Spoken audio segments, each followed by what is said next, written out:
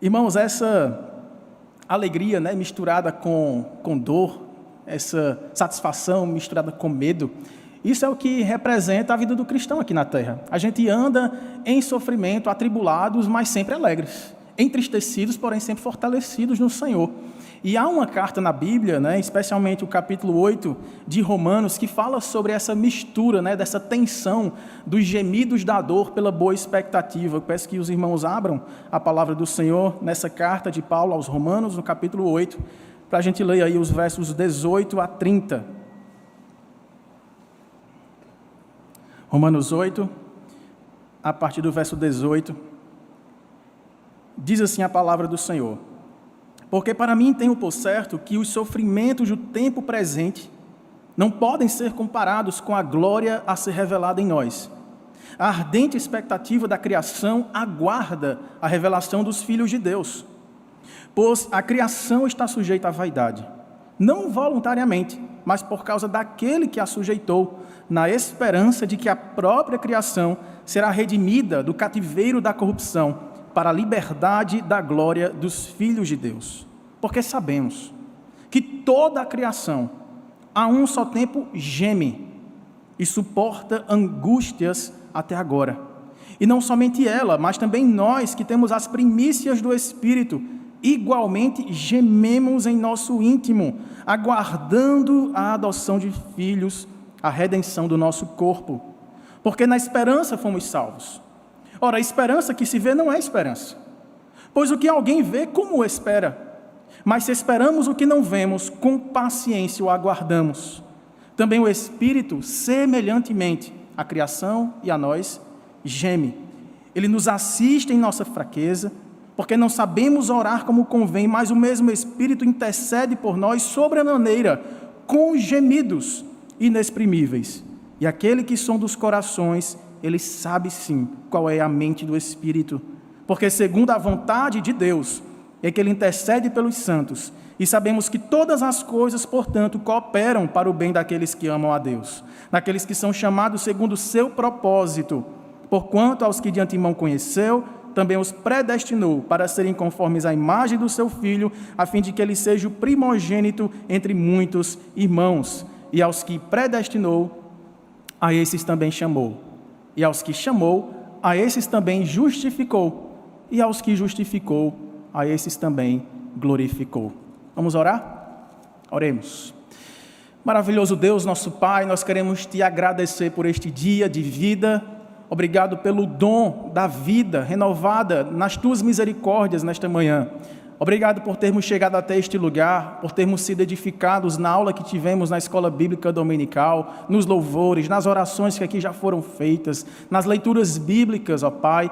E agora nós queremos ser ministrados pelo Senhor, pelo Teu Espírito, apesar de quem está falando, para que a nossa vida seja enraizada ainda mais no firme fundamento da nossa vida, que é o Senhor Jesus Cristo, Senhor nosso, Salvador nosso. Ó Deus, que em nome dEle Tu fales conosco, nos edifique, e nos ajude a viver de acordo com a Tua vontade, gemendo na boa expectativa do que há de ser revelado em nós, a Tua glória, a glória vindoura. É assim que nós oramos, em nome e para a glória de Jesus. Amém, Senhor. Meus irmãos, eu conversava com Anne, depois que passou essas 2 primeiras semanas, né, entrou para a 3ª semana. Cada semana tem os seus desafios, né? A primeira semana eram as dores da cirurgia, né? Era aquela adaptação completa da casa. A 2ª semana a cirurgia tinha melhorado, mas aí começou a entrar a dificuldade de Pedrinho dormir com as suas cólicas e tal. A 3ª semana já vem outras dificuldades, né? O sono acabou alterando um pouquinho os horários. Papai e mamãe tinham que estar ali direto se revezando com ele. E nesse desafio todo, a gente conversava sobre como Deus renova as nossas forças e como, de uma maneira sobrenatural, em dado momento, eu me vi menos cansado do que antes de sair de licença e de férias. Como que sem dormir direito, né, pegando no colo as dores aqui no trapézio, de quem é sedentário, né, não malha como Rafael, não corre como Trícia, né, ainda está correndo Trícia? Então é da minha, começa bem feliz, né, depois desiste. Vamos voltar, vamos fazer esse exercício. Mas em tudo isso a gente via a mão de Deus a nos sustentar. Bastava que a gente sustentasse Pedrinho no nosso colo, olhava aquela carinha ali, né, só tendo a gente, dependendo totalmente do pai e da mãe ali para ficar com o seu bem-estar. E aquilo tudo era renovado, a alegria, a satisfação, a coragem, né, o levantar de novo, para pegar de novo no colo ao chorar, colocar para dormir novamente. E Anne dizia, essas são dores de satisfação. E aí conversávamos sobre esse texto aqui. Como que esses gemidos, se os irmãos perceberam, nós temos 3 expressões de gemidos aqui. A criação geme, os filhos de Deus gemem e o Espírito Santo geme. Geme nessa boa expectativa, geme pelas dores, geme pelas lutas, pelas dificuldades, pelo sofrimento, mas é um gemido que tem prazo para terminar. É um gemido que depois vem a luz, vem o nascimento, vem a alegria, vem a renovação, vem a vida, a nova vida. E é isso que a gente tem experimentado nesses dias. Quando Paulo escreve essa carta aqui para esses irmãos de Roma, provavelmente ele não conhecia esses irmãos, não tinha plantado esta igreja aqui. Era uma igreja que era formada por judeus, por gentios, pessoas de diferentes culturas, era o centro do Império Romano. E Paulo escreve para trazer para eles os benefícios desta nova vida em Cristo. Então, esta união que todo filho de Deus, ao crer em Jesus, se faz de forma misteriosa, de forma mística, esta união vital, permanente, inquebrável com o Senhor Jesus, traz benefícios imediatos, mas também posteriores. E aí Paulo começa a falar sobre isso, a justificação pela fé, não há mais condenação para nós. Há alguns comentaristas que chamam essa carta aqui de uma declaração da liberdade dos cristãos, ou uma declaração do Deus que liberta os seus filhos. Libertação em 4 níveis, pelo menos o que mostra aqui nesse capítulo 8º, é que nós temos uma libertação do julgamento. O nosso capítulo começa falando que agora, pois, já nenhuma condenação há para os que estão em Cristo Jesus. Então, que alívio, nós sofremos aqui, mas sabemos que não há mais condenação. Nós ainda sofremos com a presença do pecado em nós, mas sabemos que Ele não nos condenará mais. Então isso é liberdade. Deus nos declarou livres desta condenação. Nos versos 1 a 4. Nos versos 5 a 17, há uma liberdade do próprio pecado, que nos causava ou nos causaria essa condenação eterna. Não mais temos a dominação do pecado. Se nós voltássemos ao capítulo 7, que faz uma espécie de intervalo entre o capítulo 6 e o capítulo 8, do que é a vida no Espírito, o capítulo 7 é aquele grito de desespero de alguém que vivia na carne, escravo do pecado, escravo da lei do pecado, servos da injustiça, miserável homem que sou, quem me livrará? É um desespero. Mas no capítulo 8 ele começa, agora pois, nenhuma condenação há para quem já está em Cristo Jesus. Como o capítulo 6 já havia dito, não somos mais escravos do pecado, e sim servos da justiça, por meio daquele que nos libertou. E aqui Paulo está dizendo, olha, o pecado ainda vai estar em vocês. Quando a gente se converte, a gente não passa a ser plenamente santo, mas somos santificados. Dia após dia, o pecado vai perdendo a sua força. O domínio já foi destruído. A força permanece, como alguém que foi ferido mortalmente, o pecado ainda sobrevive em nós. Ainda nos faz pecar e ainda nos leva a sofrimentos, mas ele já foi subjugado. Então o pecado também já foi vencido por Cristo. Depois, nos versos seguintes, os versos 18 a 30 que nós lemos, traz o decreto de liberdade do desânimo, a liberdade do sofrimento, e em meio ao sofrimento, a liberdade do desespero. Por meio dessa nova vida que nós temos no Espírito Santo, nós agora temos a convicção de que este sofrimento no tempo presente não pode ser comparado com a glória que há de vir sobre nós. E ele termina o capítulo com o último grito de liberdade, a declaração dos versos 31 a 39, talvez uma das mais belas canções que nós cantamos aqui na igreja, porque diz que nada vai nos separar do amor de Deus que está em Cristo Jesus. Uma liberdade do medo de voltar à velha vida, do medo de perder a salvação. Nada, ninguém, nenhum fator, nenhuma luta, nenhuma tribulação, nem homem, nem anjo, nem demônio, nem presente, nem futuro, nem poder, nem altura, nem profundidade, nada, nenhuma criatura, ninguém poderá nos desvincular desta união permanente, eterna e perfeita por meio de Cristo Jesus. Nós estamos inseridos na família de Deus, agora e para todo o sempre. Isso não vai mudar. Pode chover canivete, como a gente diz aqui, pode o sangue dar na canela, o Senhor nunca abrirá mão dos seus filhos. São gritos de liberdade, irmãos, mas são gritos presos por gemidos, muitas vezes, no nosso recôndito do lar, ou em situações de solidão, ou mesmo em grupo. E nós gememos conjuntamente, mas não gememos sozinhos. A criação toda geme conosco. Se você voltar para o verso 18, quando Paulo fala dos gemidos da criação, ele explica que isso é decorrente do pecado. Veja, porque para mim tenho por certo que os sofrimentos do tempo presente, que não são virtuais, são reais, eles acontecem sim, filho de crente sofre, mas eles não podem ser comparados com a glória que há de ser revelada em nós. E ele explica, a ardente, veja, ardor, né? Sofrimento, fogo, a ardente expectativa da criação, de toda a criação, aguarda a revelação dos filhos de Deus. Pois a criação está sujeita à vaidade, mas não voluntariamente, sim, por causa daquele que a sujeitou, por causa do nosso pecado. Os irmãos lembram que lá em Gênesis 1:31, Deus viu tudo que tinha sido feito e falou, eis que tudo é bom. A criação é boa, mas aí veio a nossa desobediência, por meio do casal que nos representou.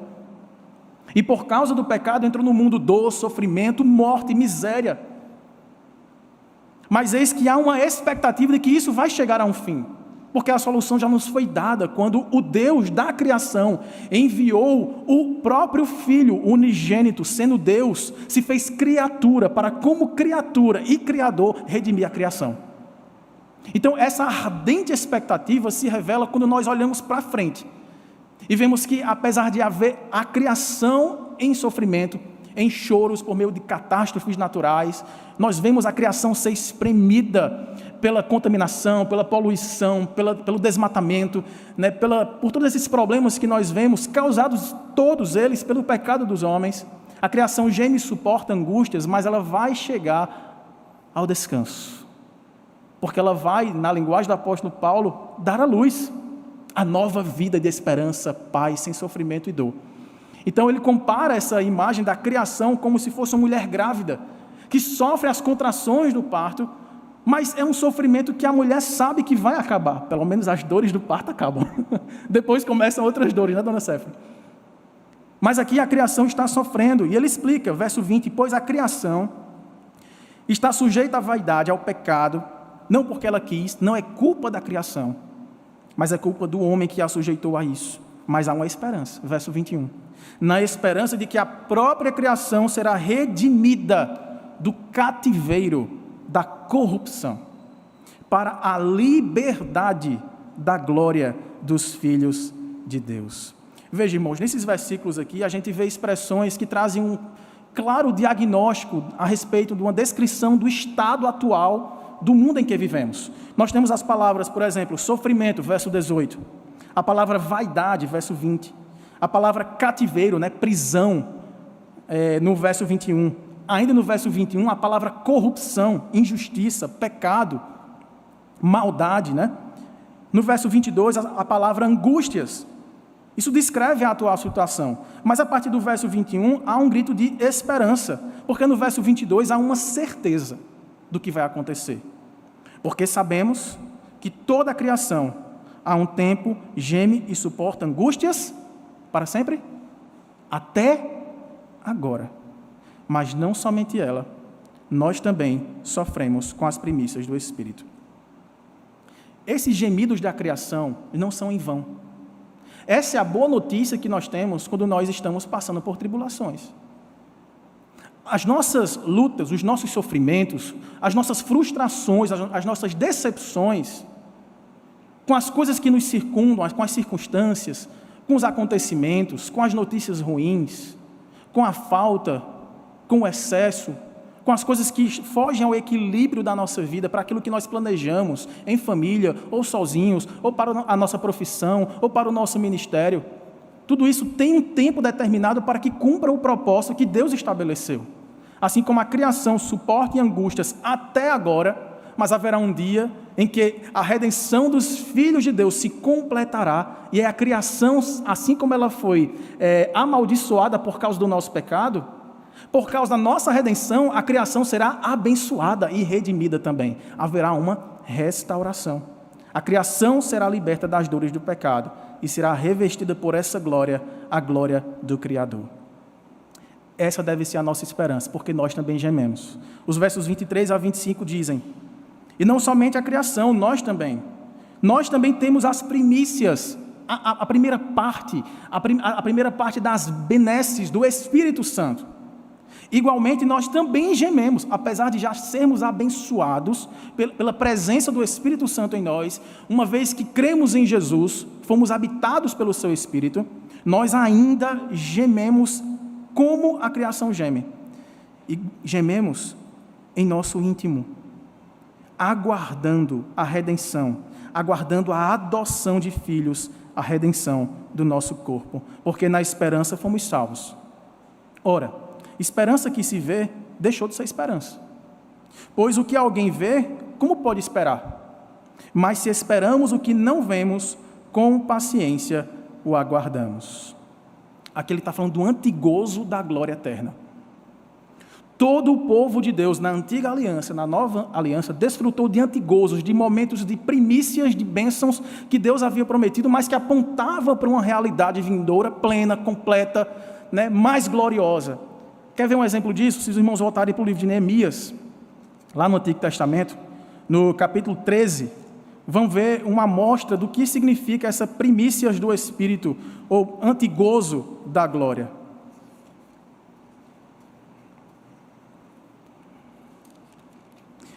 Isso aqui, os filhos dos hebreus, quando saíam lá do Egito, estavam voltando para a terra prometida, experimentaram cativeiros, agora voltam para restaurar a terra em Canaã, que era a terra prometida. Olha a descrição dessa experiência, versos 23 a 27.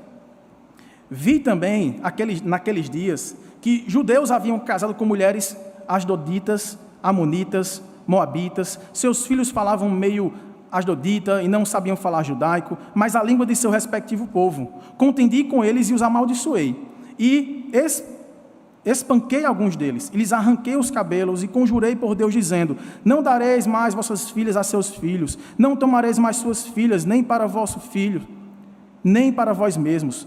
Não pecou nisto Salomão, rei de Israel? Todavia, entre muitas nações não havia rei semelhante a ele, e ele era amado do seu Deus, e Deus o constituiu rei sobre todo Israel. Não obstante isso, as mulheres estrangeiras o fizeram cair no pecado. Dar-vos-íamos nós ouvidos, para fazermos todo este grande mal, prevaricando contra o nosso Deus, casando com mulheres estrangeiras, e eu acabei de dar a referência errada, não foi, irmãos? Eu acho que era Esdras e não Neemias. Deixa eu resumir para os irmãos. O texto é: apesar de não merecer, o povo dos hebreus herdou uma terra prometida, a terra de Canaã.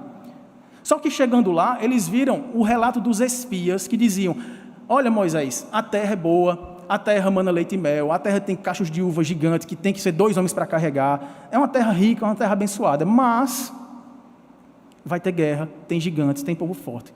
Isso aconteceu também nesse período posterior, quando eles foram levados de novo cativo na Babilônia, depois nos assírios, e voltaram em resgate da terra prometida, chegaram para reconstruir os muros, a cidade de Jerusalém, o templo. Eles ainda não viveram aquela paz plena que havia sido prometida. Havia ainda inimigos à sua volta, as muralhas estavam sendo atacadas, houve fome na terra, sim ou não? Continua tendo doença, invasão, medo, pecado, julgo desigual. Então eles experimentavam ali o antigozo da glória. Eles recebiam uma glória que pairava sobre eles no resgate da terra, que indicava a redenção. Estou na minha terra, plantando as minhas vinhas, celebrando a nova vida com os meus filhos, na minha casa construída, com os muros fortalecidos. Porém, isso aqui não é permanente. Isso era para cultivar no coração deles, irmãos, o que deve ter cultivado também no nosso coração nesta manhã. É que o que Deus prometeu para nós não foi liberdade plena de sofrimentos, mas uma esperança de que as gotículas de glória que nós desfrutamos hoje, por sermos habitados pelo Espírito de Deus, consolo, perdão, sabedoria, direção do que fazer, oração, Deus orando por nós, tudo isso é um antigozo do que nós experimentaremos um dia, quando finalmente seremos libertados plenamente dos inimigos, do pecado, da dor, da angústia, do sofrimento e da morte. Porque resta um inimigo a ser vencido. Ele foi subjugado na cruz do Calvário, quando Cristo ressuscitou ao 3º dia. Mas segundo o apóstolo Paulo, no capítulo 15 da primeira carta aos Coríntios, diz: haverá um dia em que até a morte também será destruída de uma vez por todas. Onde está a morte? O teu poder, a tua força. Foste de toda subjugada por aquele que é o autor da vida. Então, apesar de já termos essas primícias do Espírito, nós já desfrutamos bênçãos celestiais, mas não completas ainda.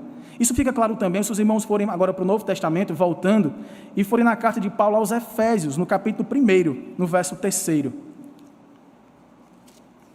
Estamos nessa terra, uma terra que ainda geme por causa do pecado, mas olha o que Paulo diz em Efésios 1:3. Vamos ler juntos, está projetado aí? Bendito o Deus e Pai, vamos lá, irmãos? Bendito o Deus e Pai de nosso Senhor Jesus Cristo, que nos tem abençoado com toda sorte de bênção espiritual nas regiões celestiais em Cristo. Como assim, pastor? A gente está na terra?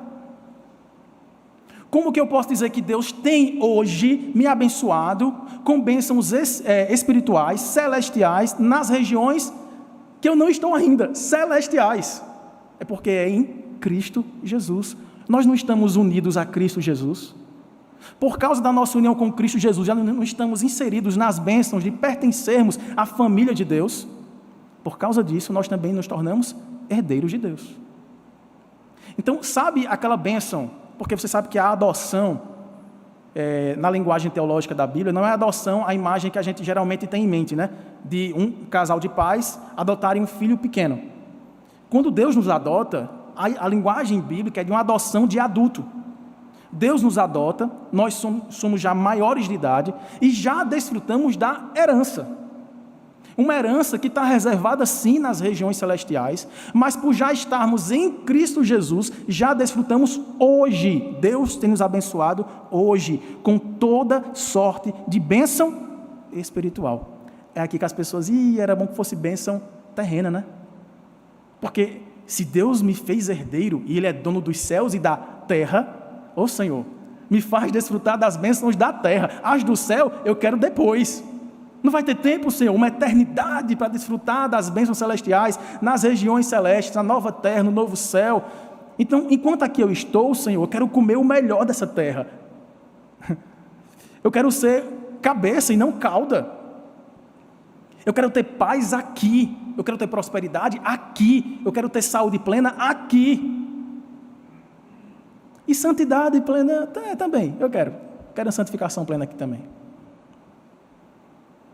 O que Paulo está nos instruindo aqui, irmãos, é por causa do que já recebemos em Cristo, que é o seu Espírito, nós temos um penhor, uma garantia de que o perdão que já recebemos, a paz que já excede o entendimento, a bênção da presença de Deus em nós, as promessas de que Ele não nos deixaria sozinhos, e de que em meio às aflições, Ele nos daria bom ânimo, a fim de que nenhuma provação possa superar aquilo que nós podemos suportar, porque junto da provação Deus envia o livramento, porque podemos até desfrutar de plena alegria pelo fato de passarmos por várias provações, porque sabemos que isso nos produz perseverança, e a perseverança gera em nosso coração essa alegre esperança. Não dá para viver sem esperança. Sofrer sem esperança é desespero. Mas sofrer com esperança é o antegozo da glória que nos está reservada. Já desfrutamos hoje dessas bênçãos, mas sem perder de vista o que está por vir. Tem uma música que ficou muito famosa na minha adolescência, a gente chegou a tocar na igreja em Campina Grande algumas vezes, né, do famoso cantor Kleber Lucas, que o melhor de Deus ainda está por vir. A gente cantava com muita alegria, o melhor de Deus ainda está por vir. Quem aqui conhece essa música? Quem já cantou a plena nos pulmões? Todo mundo, quase. E vocês sabem que eu sou meio cri-cri com música, né? Eu fico meio criticando, fazendo alteração. Alisson já está ali, o meu Jesus, lá vem que eu vim alterar a música. Mas essa música foi muito criticada, mas talvez em vão, até por mim, na época. Porque se a gente direcionar o nosso olhar para o que está por vir, nas bênçãos celestiais, reservadas para os novos céus e nova terra, de fato, irmãos, para os filhos de Deus, o melhor de Deus ainda está por vir. Você não vai mais pecar. Só isso aí, para mim, é a melhor notícia que alguém poderia me dar hoje. Que um dia eu não vou mais pecar. Um dia eu vou ser como Cristo, impecável. Todo o meu pensamento, meu plano, minhas motivações, minhas ações, minhas palavras, meus gestos, nada mais será manchado pelo pecado. Eu não mais precisarei pregar o Evangelho para arrependimento e fé ao meu próprio coração, porque ele será de todo transformado. Esse estado é ou não muito mais glorioso do que o meu hoje, que ainda peque e preciso me arrepender. Haverá um dia em que a glória de Cristo, que foi manifestada em ocasiões específicas do seu ministério terreno, na transfiguração do monte, na entrada triunfal, embora muito humilde, montado num jumentinho emprestado, ali ele recebeu a glória dos homens, de alguns homens. A glória que houve depois no Pentecostes, na descida do Espírito Santo, a igreja triunfante, a conversão, como o pastor tem pregado no livro de Atos, a igreja se multiplicando, sendo sal e luz daquele mundo, transformando aquele mundo de trevas em maravilhosa luz do Evangelho. Mas haverá um tempo em que tudo isso será plenificado. A igreja toda santificada, a máxima potência possível. Seremos como Cristo, ressurretos em glória. É essa a expectativa que deve arder o nosso coração. Quando você estiver assim em desespero, eu vou me apegar a quê? Eu olho para minha casa, eu vejo problema com minha esposa, eu vejo meu casamento complicado, vejo meus filhos que não me respeitam, que tentam me desprezar, meu trabalho, as pessoas não me reconhecem, na igreja eu tenho um problema relacional, não consigo me integrar tão bem, as coisas não estão tão bem nos estudos, na escola, na universidade, não tenho muitos amigos, os poucos que tenho não dão atenção para mim. A que eu vou me apegar?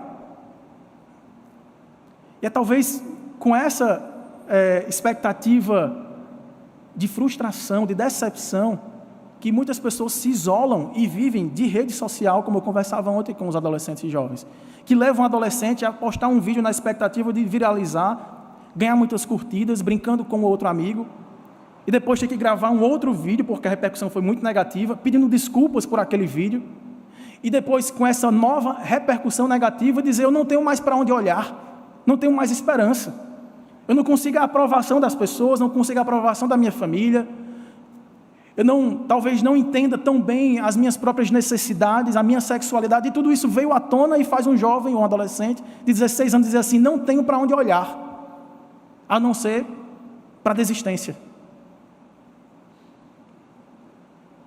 E esse é o desespero, irmãos, que muitas vezes carrega pessoas, e nós, como cristãos, como filhos de Deus, não estamos imunes a isso.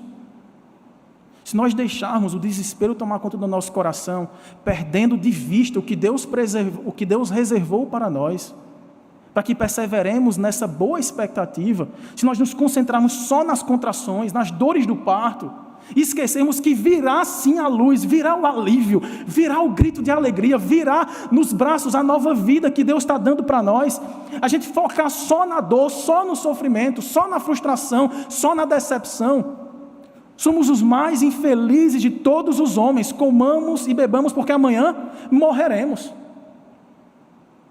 A nossa esperança não deve se limitar a esta vida, à expectativa do que aqui podemos produzir, do que aqui podemos gerar, de onde podemos plantar nossos pés. Porque haverá uma nova terra, onde plantaremos nossos pés para sempre, e ela sim,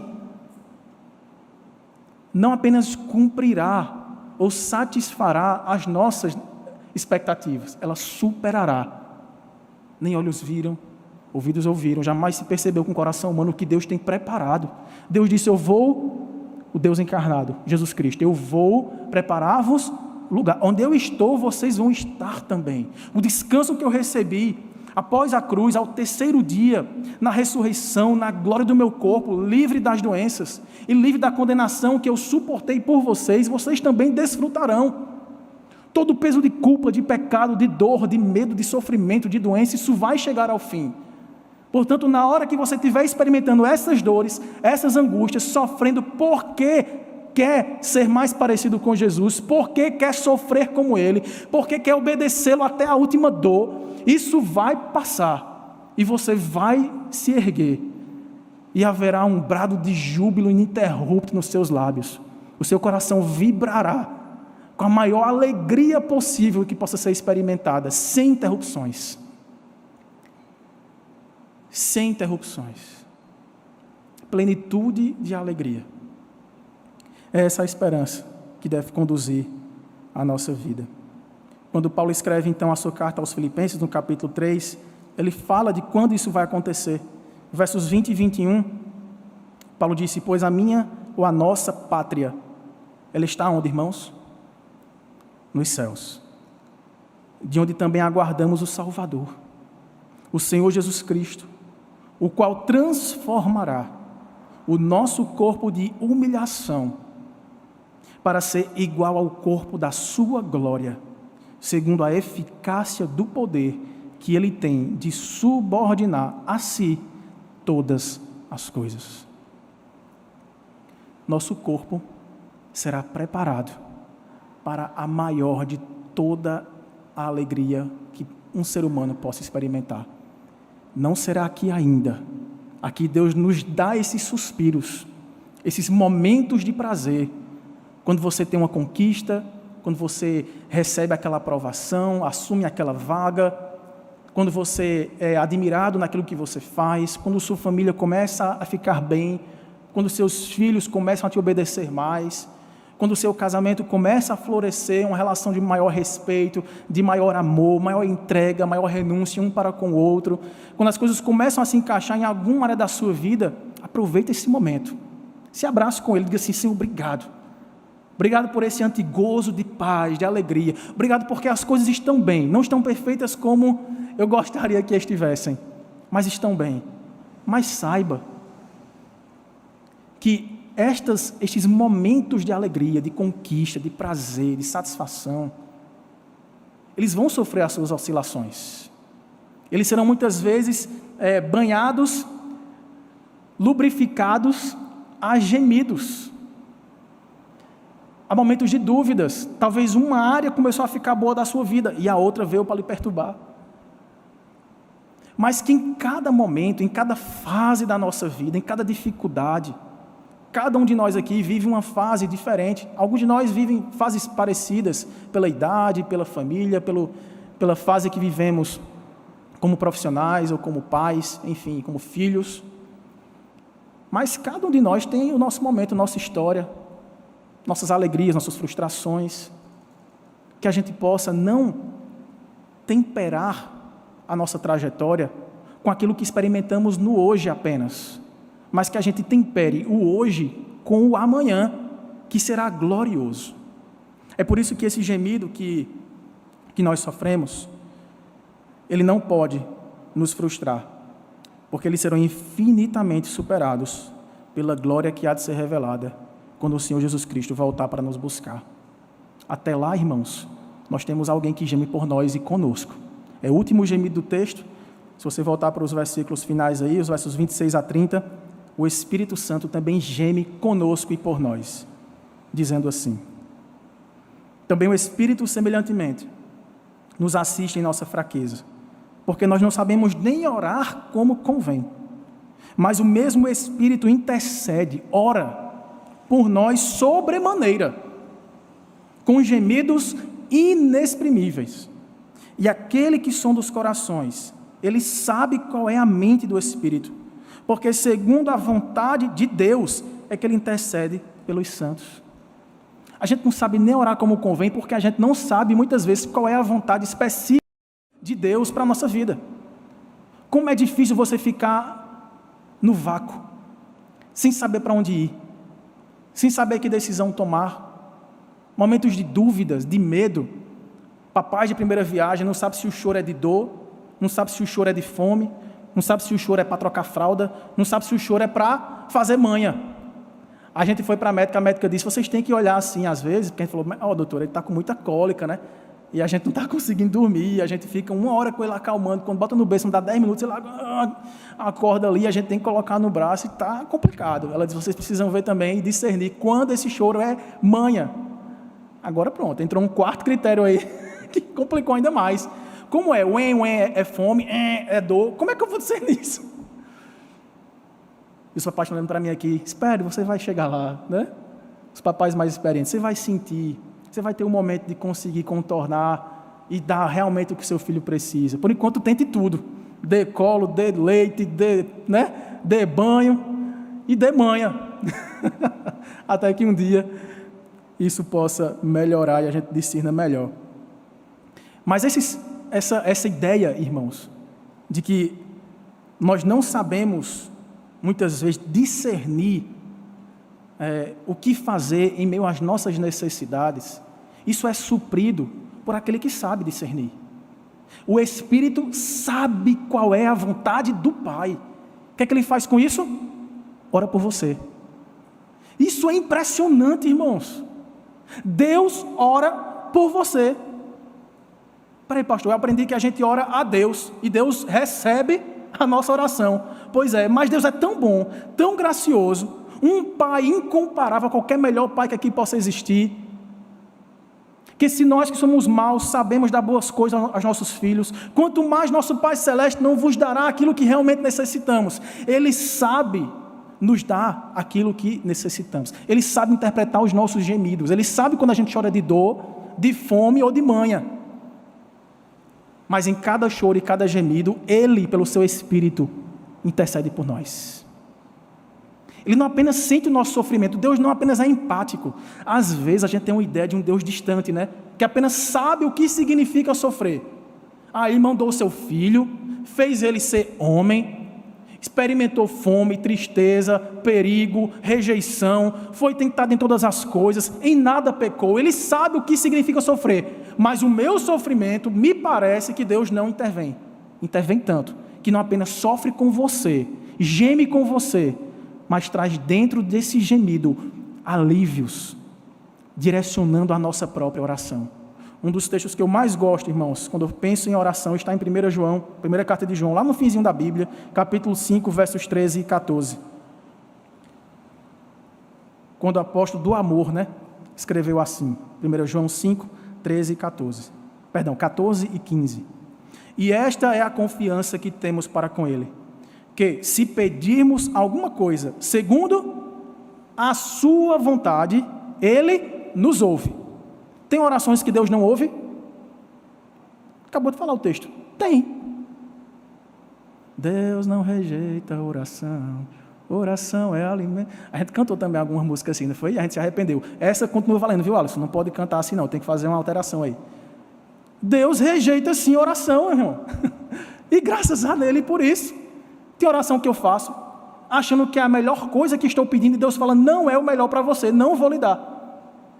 Se Deus negou a própria oração do seu filho, quando por 3 vezes disse, Senhor, Pai, segundo a tua vontade, afasta de mim esse cálice. Aí o pai respondeu o quê? Não, meu filho, não é a minha vontade. Você vai ter que tomar esse cálice. Pai, se possível for, afasta de mim a cruz, o cálice, o pecado, a maldição, o desprezo de estar pendurado no madeiro de maldição, suportando toda a tua ira. O pai disse, não, você vai ficar sozinho, você vai enfrentar tudo isso sozinho. É necessário, a sua oração não será atendida hoje, meu filho. Na cruz do Calvário, Cristo fala, Deus meu, por que me deixaste sozinho aqui? Por que me abandonaste? Por que me desamparaste?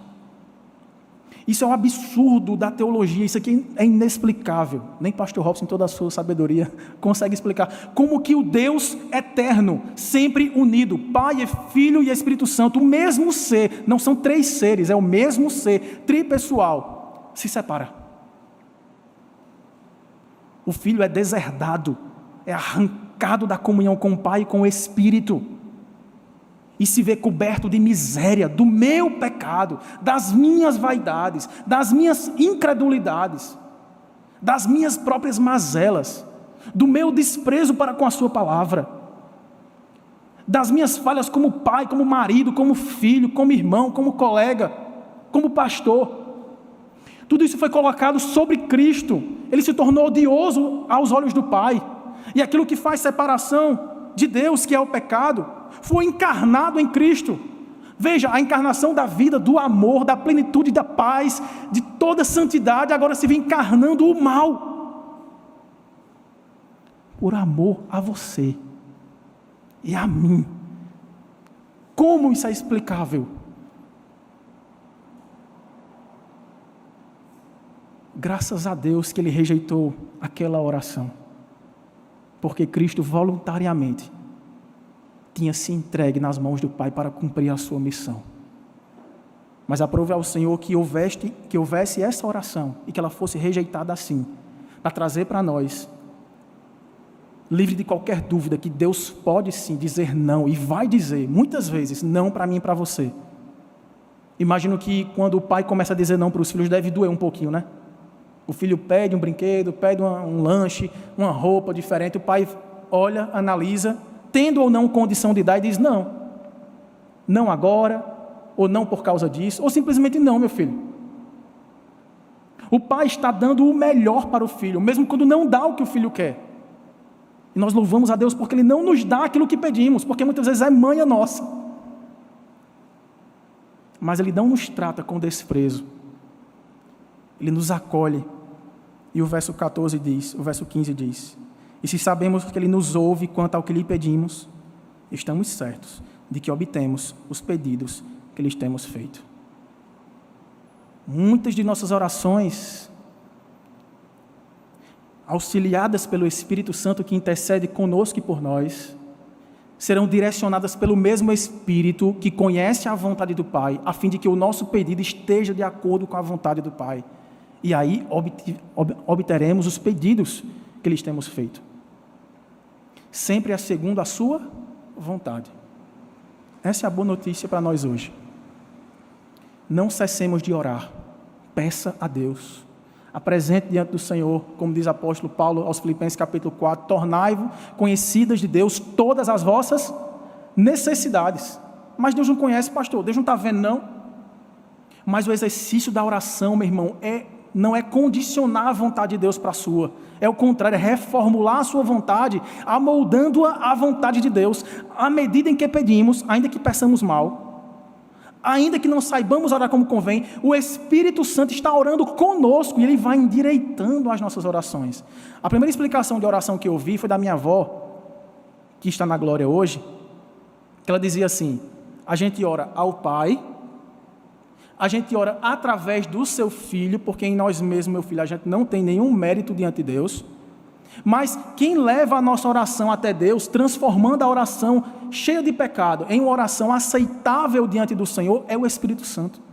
Na oração do crente nós temos uma plena comunhão, o Pai, o Filho e o Espírito Santo, porque a gente não sabe nem pedir, a gente só sabe chorar, a gente não sabe o que quer muitas vezes, mas há um Deus que nos acolhe em seus braços de amor, há um Deus que sabe o mais íntimo do nosso ser, a nossa maior necessidade, a urgente e aquela que você vai precisar, que você nem sabe hoje, e a sua oração hoje está preparando o que virá amanhã, na sua segunda-feira, nos seus desafios, no fim da sua semana, e Deus já está dizendo: na sua oração, meu filho, eu estou preparando o seu coração, estou fortalecendo os seus lombos, para você suportar mais uma semana de aflições, de tentações, de lutas. Eu vou dar a você vitórias.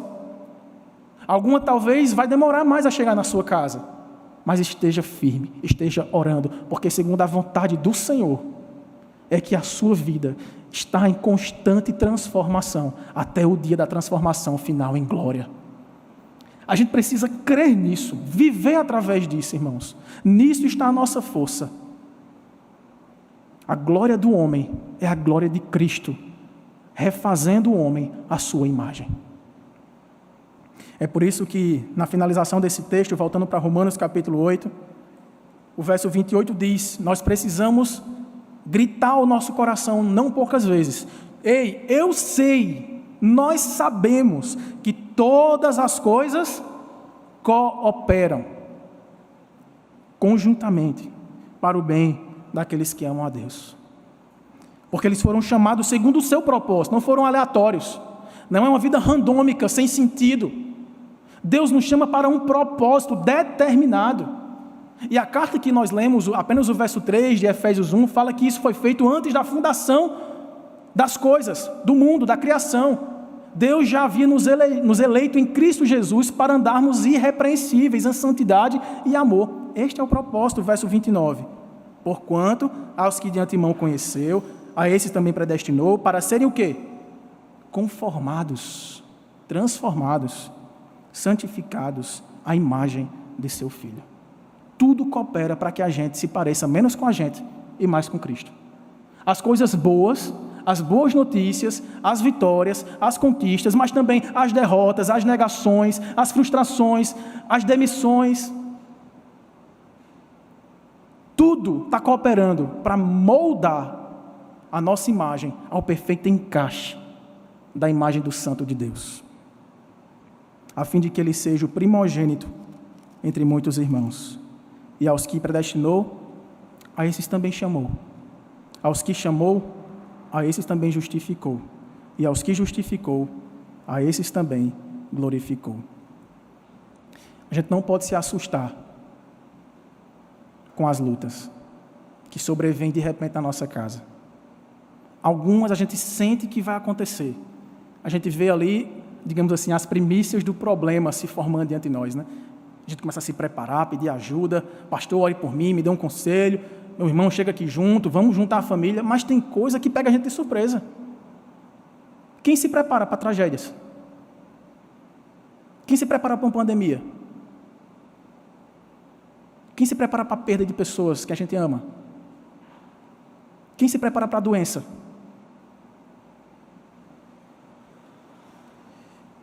Eu costumava dizer para minha mãe, ela me corrigia muitas vezes, até hoje ela me corrige.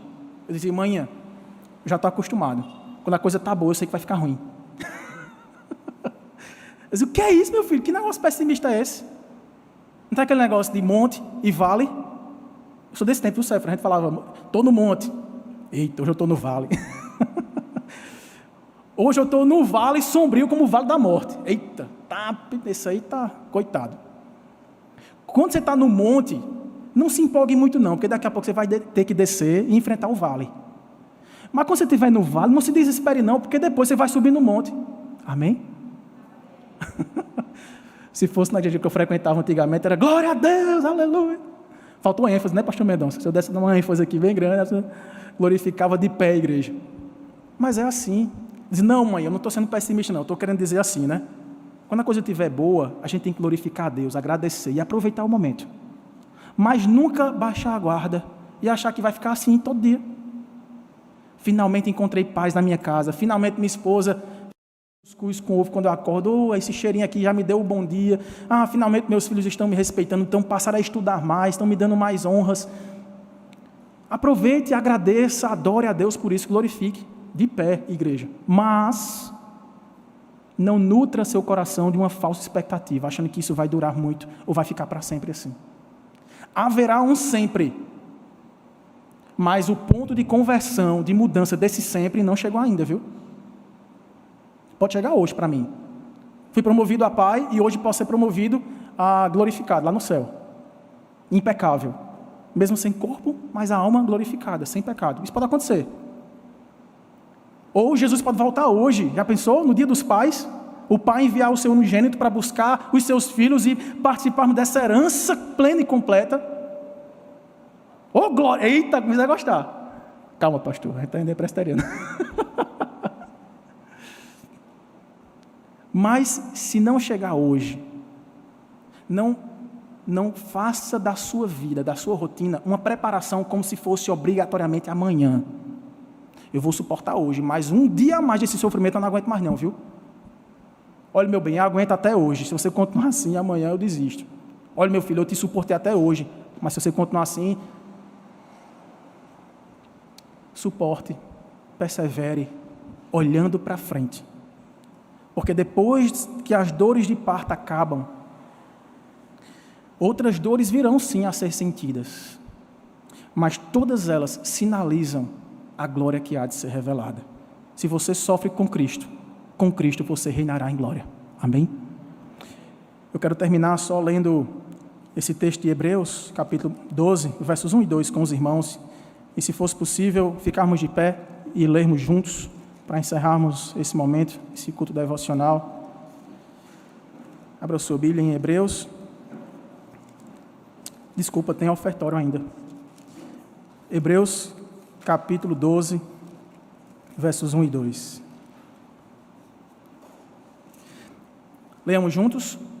Portanto, também nós, visto que temos a rodear-nos tão grande nuvem de testemunhas, desembaraçando-nos de todo o peso e do pecado que tenazmente nos assedia, corramos com perseverança a carreira que nos está proposta, olhando firmemente para o autor e consumador da fé, Jesus, o qual, em troca da alegria que lhe estava proposta, suportou a cruz, não fazendo caso da ignomínia, e está assentado à destra do trono de Deus. Ó Deus, nós louvamos o Teu nome pela Tua palavra, pelas Tuas promessas, pela obra de Cristo vicária, que nos substituiu numa cruz de maldição, vergonha, morte e dor. Louvamos porque Ele venceu a morte, venceu o pecado e venceu o Satanás que nos acusava diante do Senhor. E nós hoje estamos diante de Ti sem nenhuma condenação, culpa, porque todo o nosso pecado foi punido no Filho Santo do Senhor. Aquele que nos substituiu não apenas no sofrimento, mas também na perfeita obediência. E através dele podemos gozar de alegria, paz verdadeira, na boa expectativa, mesmo em meio a dores, de que um dia tudo isso vai passar. Tudo será refeito, a criação será restaurada, nós seremos plenamente glorificados e gozaremos para todo sempre de uma perfeita comunhão com o Senhor. Enquanto isso não acontecer, ó Deus, nos faz olhar para Cristo como o autor e consumador da nossa fé. Ele olhou para o que via à frente, uma alegria que lhe estava proposta, e assim pôde suportar a cruz. Nos ajude a suportar e carregar a nossa cruz hoje, Senhor, nessa semana, nos dias que virão, na expectativa da alegria indizível, da glória que chegará até nós. Nos prepare, Senhor, nos faça mais crentes, nos faça mais santos, mais humildes, ó Deus, cheios da boa expectativa do que o Senhor completará em nós, porque Tu és fiel. Aquele que começou a boa obra há de completá-la até o dia de Cristo Jesus. Abençoa a Tua igreja, em nome e para a glória de Jesus. Amém, Senhor. Podemos sentar, irmãos.